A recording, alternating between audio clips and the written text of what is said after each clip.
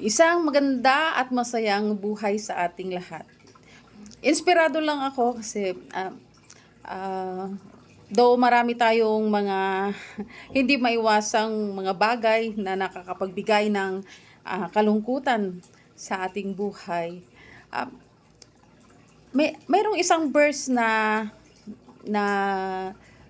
i-share ako sa inyo at ito ay galing sa Lamentation chapter 3 verse 22 to 23. Ang sabi niya rito, "The steadfast love of the Lord never ceases. His mercies never come to an end. They are new every morning. Great is thy faithfulness."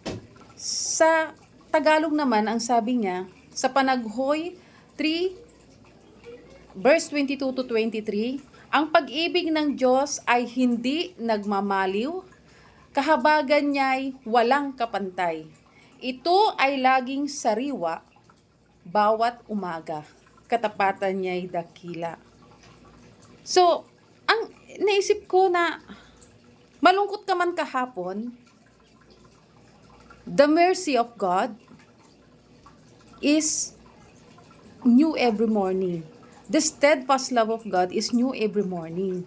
Kung siya nga ay hindi siya nagsasawa na magbigay ng kanyang pagmamahal sa atin, na magbigay ng kapatawaran kung mayroon man tayo nagawang kasalanan.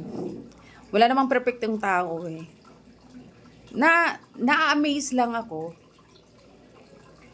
kasi hindi siya nagsasawa, pero sa atin, bakit pinanghihinaan tayo ng loob?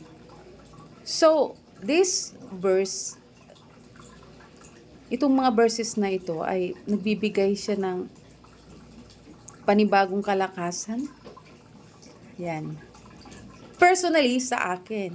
And I just want to share it with you guys, no? Para ma-inspire tayo na kung kahapon o kahit hanggang ngayon,